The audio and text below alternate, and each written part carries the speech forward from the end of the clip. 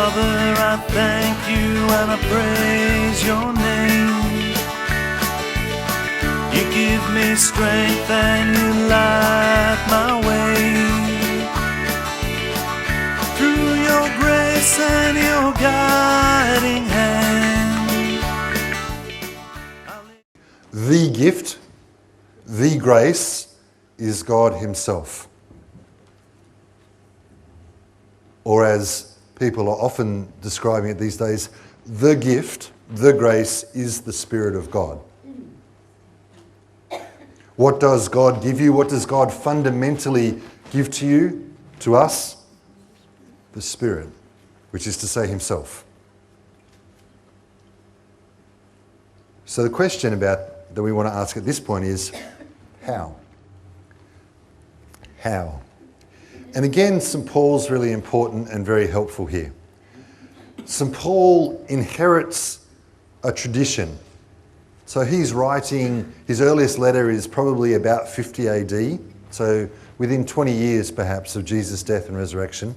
He's already been a Christian, a missionary for some time, and he inherits a tradition of those first believers in Jesus about who Jesus is and what he's done. It's not something that he makes up, but he's received it already from what we would say now is the church.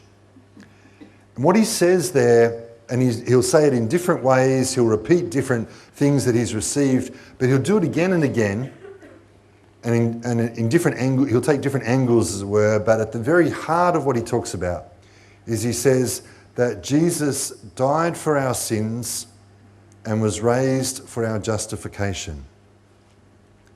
Jesus died for our sins and was raised for our justification.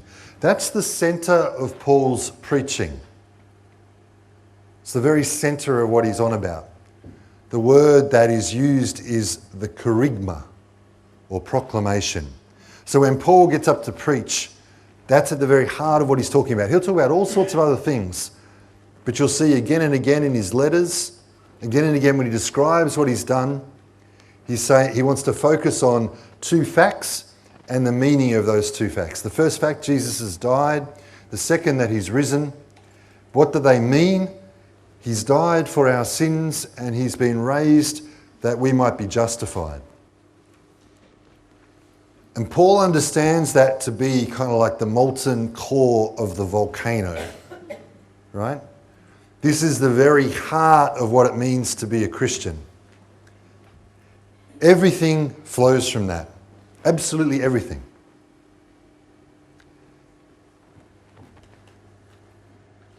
Why?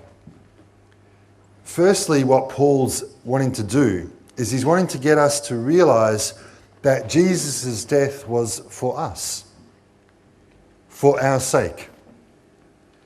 And it's by believing in that, and we're going to come to faith, that we experience ourselves as being forgiven. See, Paul takes it for granted that the world is not as it should be. He reckons that's completely obvious.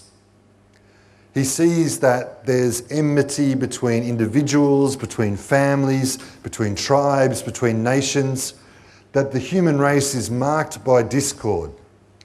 And he'll use the biblical language of sin to say, this is what's wrong. That at the source of all of that discord, at the heart of that breaking of relationship within families, amongst friends, within communities and so forth, is actually a breaking of relationship with God. That's the centre and heart and the reason why the world is not as it should be.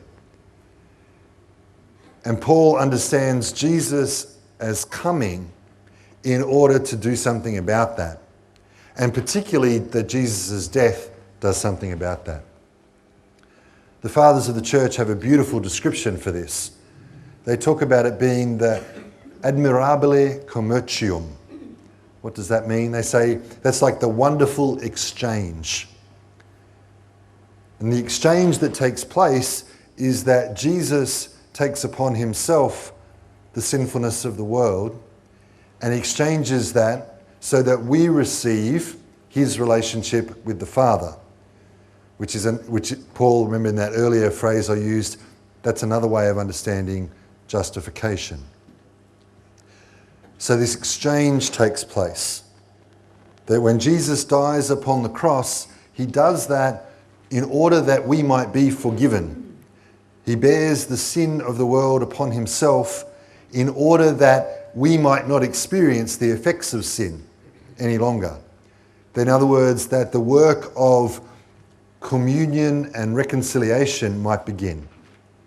That we would know ourselves as forgiven, which would mean that we'd be able to forgive others and be reconciled with one another. And in return for that, we are brought into relationship with God, into communion with God. The exchange that takes place is that we share in the very relationship of Jesus with the Father.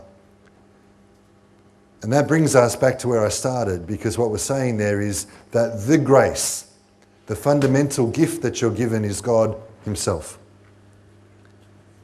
And that's possible because Jesus has made it so by that exchange that took place. That you're now able to share in the very life of God.